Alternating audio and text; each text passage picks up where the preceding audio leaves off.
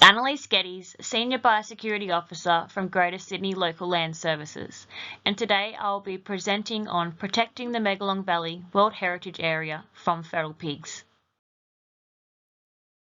I'll begin this presentation by acknowledging the traditional custodians on the land on which we are meeting today and pay my respects to their elders past, present and emerging. I extend that respect to Aboriginal and Torres Strait Islander people online here today.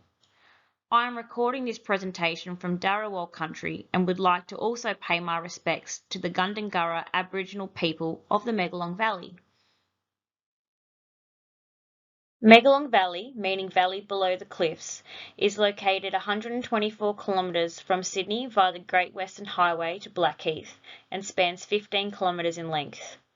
Megalong Valley falls within the Blue Mountains City Council (LGA) and borders the Central Tablelands Local Land Services region. Situated in the Blue Mountains World Heritage Area, Megalong Valley is a small rural community of nearly 150 people, with cattle and sheep grazing still occurring in the region despite many of the landholders being absentee. The area is a tourist magnet with the main attractions of the area including the tea rooms, vineyards, bushwalking, hiking and horse riding. Megalong Valley was impacted by the 2019-20 bushfires and in the years which followed multiple floods, which has caused significant fluctuations in the native and pest animal populations in the area. The 6-foot track was created in the 19th century as a horse track from Katoomba to Jenolan Caves.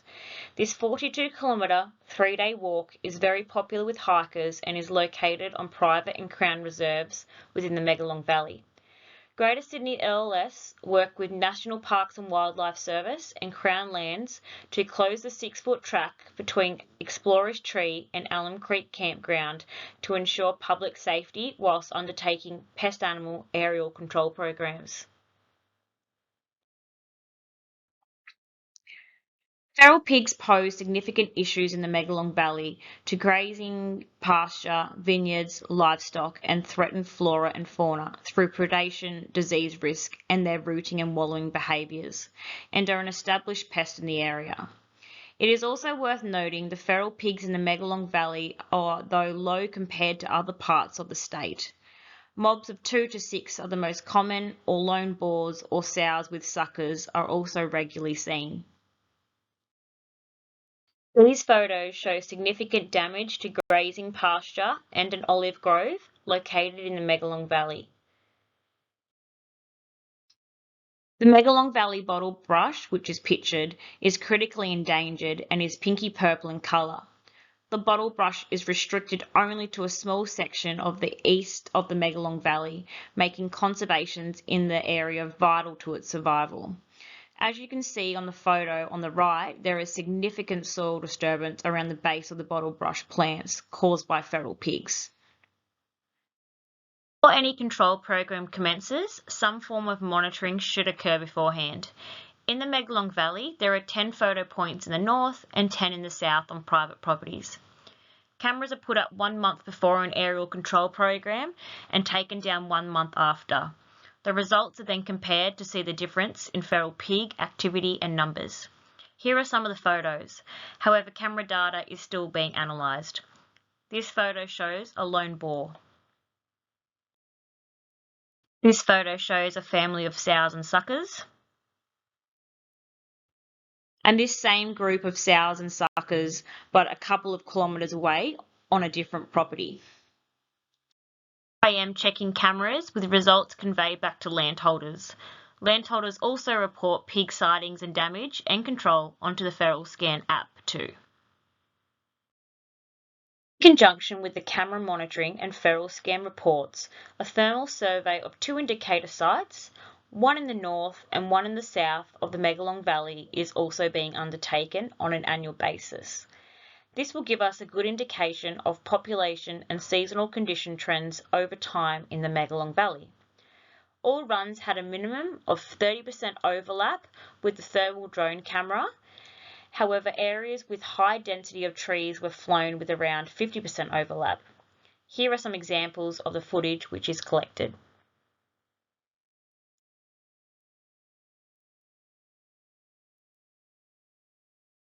This is the northern site.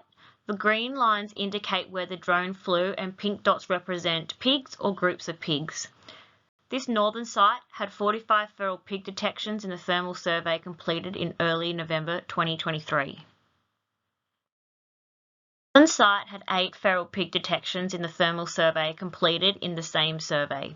This survey is due to be completed again in mid-June 2024. And as mentioned, we complete this survey on an annual basis. The ground control has been completed over the recent 5 to 6 years in the Megalong Valley. There is nearly 40 traps on private property in the Megalong, and Greater Sydney LLS help landholders install the correct trap for their situation and also provide free feed. Greater Sydney LLS also have 3 feral pig boilers in the Megalong, which landholders use to boil up wheat to ensure the free feed does not germinate and cause any weed infestations. 292 feral pigs have been trapped since July 2020 and reported to Greater Sydney LLS. Greater Sydney Local Land Services also keep up with new technology to make our jobs easier or to implement best practice control methods. We use 4G cameras where there is reception to monitor traps and free feed, and have also had success with Hog Gone, which is a fast-acting and highly toxic to feral pigs. The active compound in Hog Gone is sodium nitrite, a common human food preservative which acts by blocking oxygen-binding pathways in the pig. This mode of action is far more humane than other available bait products. We also have the pig brig traps in the Megalong Valley. The pig brig trap system is easy to use, simple to transport and set up, and is truly a multi-catch system. Once they enter, the netting at the bottom means they are trapped and unable to root under and escape. Also been trialling these Trackers traps, a 100% Indigenous owned company from Queensland. We like these traps as they are lightweight, easy to install and have a repetitive entry door. We highly recommend. The recent statewide feral pig funding has allowed us to start implementing aerial control programs in the Megalong Valley. We have so far completed 2, one in November 2023 and one in April 2024. The November Aerial Control Program saw over 85% of the Megalong Valley private landholders involved. 107 feral pigs were culled, 7 feral goats and 4 foxes. The April Aerial Control Program encompassed the Greater Sydney LLS and Central Tablelands LLS regions' private landholders from the Megalong Valley and adjoining valleys, and it was great to share resources and experience from their staff members.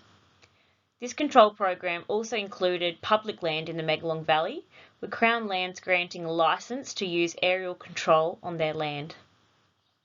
Also, permission was granted from a local Aboriginal Land Council. In total, over 220 landholders were involved in the April control program, over 63,500 hectares of land and 60 hours of helicopter flying time. 488 feral pigs were culled, 98 fallow deer, 52 red deer, 6 feral goats and 2 foxes. Results were shared with participating landholders via text messages each day once the helicopter was grounded, and this was something that landholders really appreciated. As mentioned previously, Megalong Valley is home of the Gundungurra people, and working alongside them and understanding their connection to the land has been something we have implemented into our control programs in the last 12 months.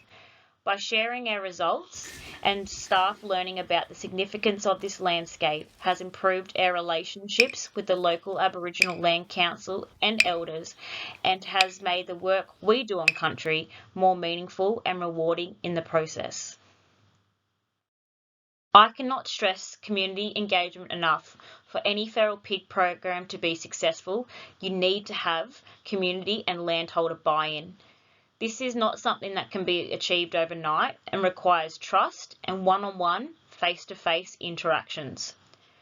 Greater Sydney LLS have a strong presence in the Megalong Valley, and we attend local community events such as the annual Megalong Valley Expo, send out regular updates via the Megalong Valley Association group, and also emails and mail outs. In addition to LLS sharing results with landholders via daily text message after aerial control programs, Greater Sydney LLS also hold a community barbecue.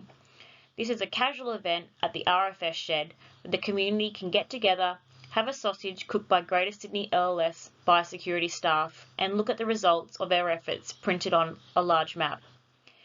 If any pest animals were culled on their property, we would also give them a hard copy map too.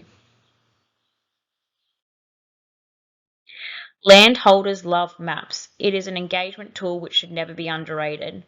Also, we do invite industry experts into these events on occasion to educate landholders on new technologies and to upskill new landholders in the area.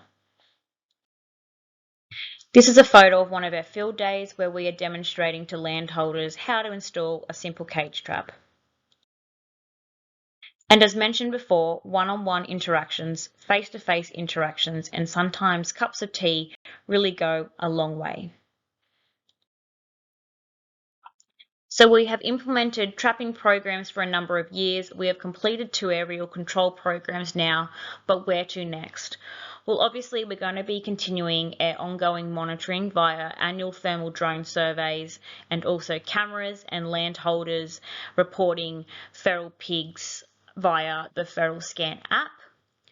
And funding dependent, but we do aim to complete at least 1 aerial control program a year in conjunction with the Central Tablelands LLS region.